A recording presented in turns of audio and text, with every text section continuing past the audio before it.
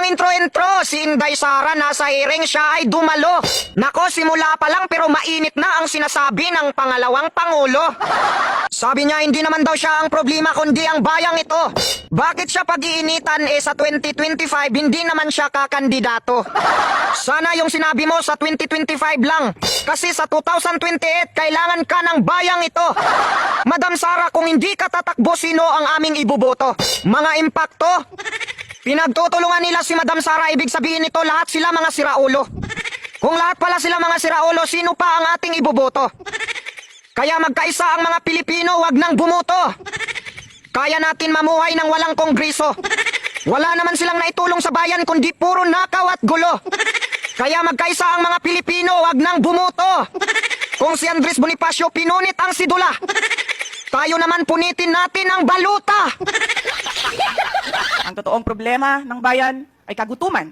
Tama, kagutuman ang problema. Sa totoo lang, kaya nilang bilhin ang bigas sa magsasaka at ibinta ng mura. Kaya lang sa ginagawa nila, ikaw ay mapapamura. Si Inday Sara, milyon lang ang budget pero tumutulong talaga.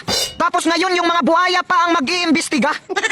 Sa kanya milyon lang pero trilyon ang sa kanila.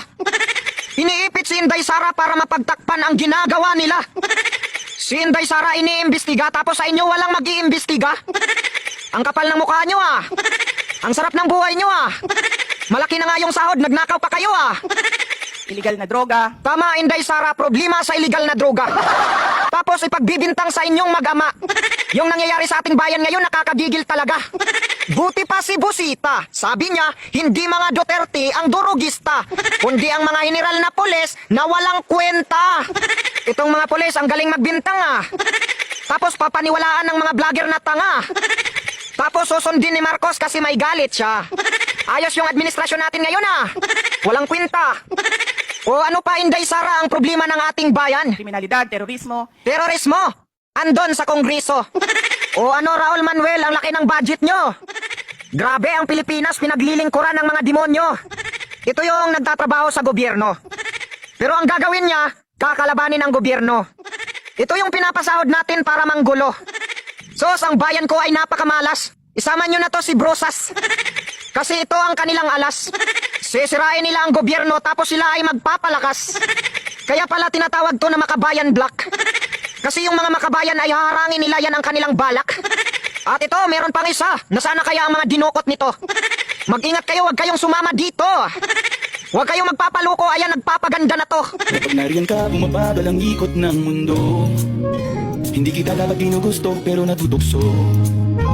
Ano ba ang sabihin nila? Hindi kita ipagkakatila, pagkat ikaw lang ang minamahal ko o aking diwata.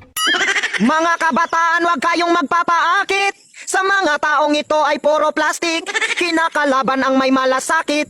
Tingin mo sa kanila mukhang mabait, pero silang lahat ay mapanakit. Huwag kayong maniwala sa mga partilis. Dahil sa kanila maraming nagtiis, marami na ang nagbuwis dahil sa kalukuhan nila buhay ang kapalit. Maling adikain, wag nyo nang ipilit. Malin natin ng bayan, wag magpapadala sa galit.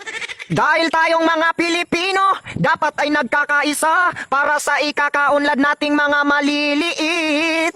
Tayo-tayo ang naglalaban, walang asinso. Dagdagan pa nitong mga kongreso. Speaker Romualdez, sinusunod ng mga aso. Sabi niya, kailangan daw sumunod sa proseso. Pero siya hindi sumusunod mismo.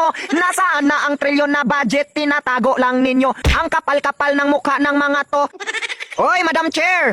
Nasaan na yung trilyon ninyo? Pakitanong kay Speaker. Grabe ka sa budget ni Inday Sara. Ngayon kayo naman ang tinatanong, hindi makasagot ah. Ito si Estila Kimbo. Simpleng tao lang daw to. Pero may milyon-milyon na relo.